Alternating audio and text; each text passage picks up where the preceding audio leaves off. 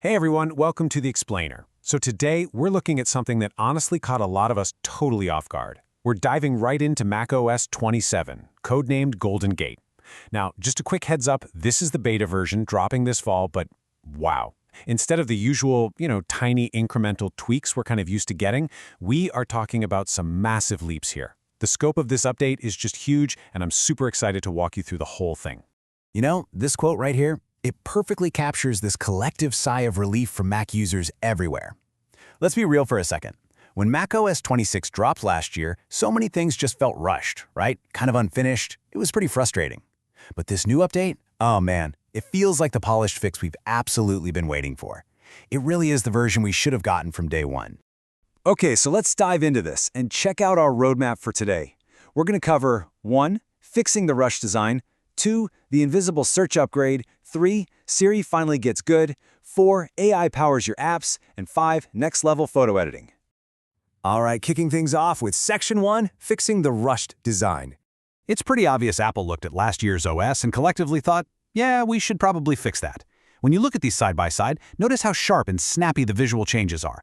I mean, look at this new liquid glass transparency feature. We actually have a simple slider now to fine-tune it, all the way up to a totally frosted look if that's your vibe.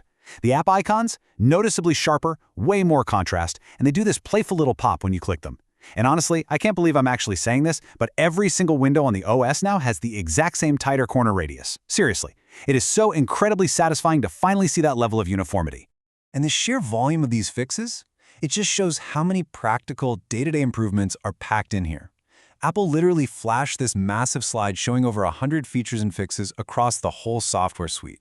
Just to rattle off a few of the big quality of life updates real quick, you can finally hide and expand items when your menu bar gets way too cluttered, thank goodness. Apple Notes now natively lets you copy-paste, use Markdown, and even drop in divider lines. Oh, and Freeform finally gets folders and a proper native dark mode. It's these kinds of rapid-fire fixes that are just going to make your everyday use so much better. Moving right along to Section 2, the invisible search upgrade. So stepping beyond just the surface-level polish and looking at the actual engine under the hood, macOS 27 doesn't just look smoother, it's practically engineered to feel significantly faster. Just look at this number, 80%. That's how much faster Apple claims AirDrop is now, 80%. AirPlay is getting similar speed boosts too. Honestly, everything just feels remarkably snappier. But okay, the biggest invisible upgrade is what we're playfully calling the Meerkat test.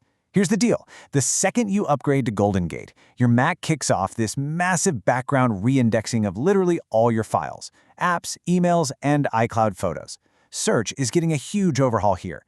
We did this side-by-side test with the old OS, searching for the word Meerkat, using natural language. The old OS, it only brought up one photo. But on macOS 27, it instantly pulled up 3 old, nearly identical photos of meerkats buried in a massive library. It's like magic. You can now just describe a photo or a video in your own everyday words, and your Mac actually understands what you mean. Which brings us perfectly to Section 3, Siri finally gets good. And you know that super powerful new search index we literally just talked about?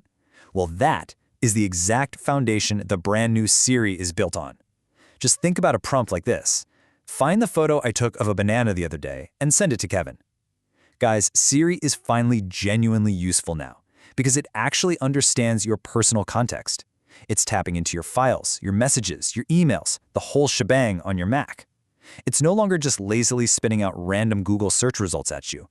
It actually knows your stuff and pulls off these complex, multi-step actions like it's nothing. And the kicker here is how seamlessly Siri is integrated everywhere now. It's not just hidden away behind a voice command anymore. You can use it right there inside Spotlight Search. Get this, you can literally right-click a calendar event and just ask Siri to bump it to a different date. No opening apps, no dragging and dropping. And all of this ties together in a brand new, dedicated Siri chatbot app that automatically syncs across all your devices using iCloud. So you can start a chat, pin it on your Mac, and then just pick it up later when you're on your phone. It's brilliant.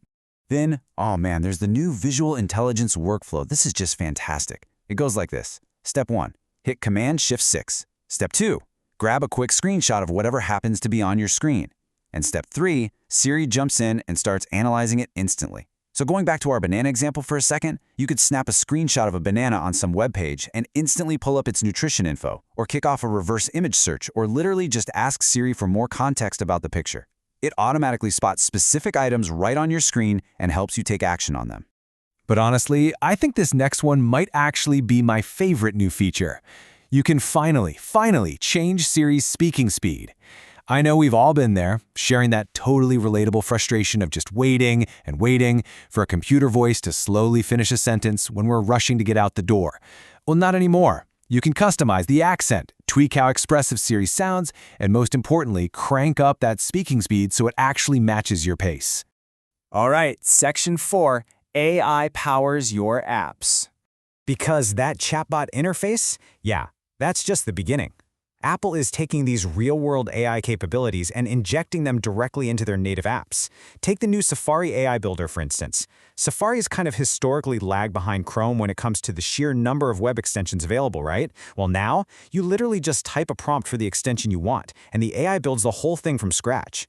You could use it to style any website so it looks like it's straight out of the 90s, which, okay, is super fun, but maybe not the most useful thing for getting work done. But you could also build an extension that automatically hides all YouTube shorts just because they annoy you. Boom. Instantly coded, incredibly useful. And this brilliantly illustrates why the big Shortcuts app update matters so much. Check out this quote. Shortcuts is incredibly powerful, sure, but maybe only 10% of Mac users ever actually touch it because it's pretty intimidating.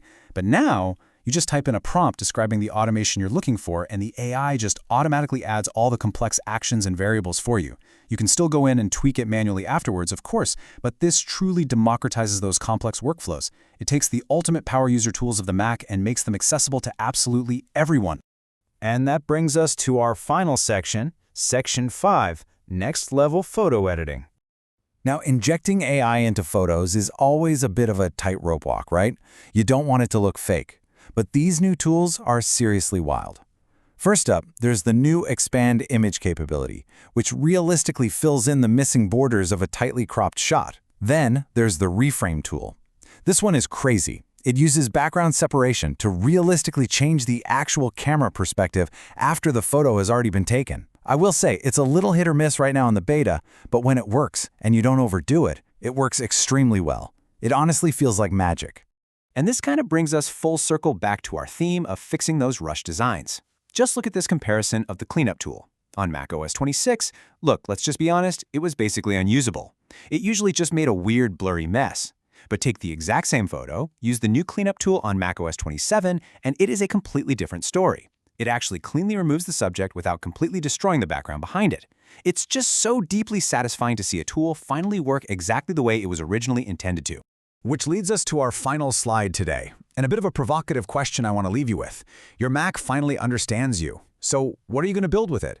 I mean, think about it. We've gone from basic visual polish and, tighter window corners, all the way to this empowering system-wide AI that can literally code your web extensions, automate your boring workflows, and completely re-edit your photos. And the craziest part is, this is really just scratching the surface of the Golden Gate beta. Make sure you subscribe so you absolutely don't miss our full deep dive walkthrough when the final update officially drops this fall. Thanks so much for learning with me today, guys, and have an amazing rest of your day.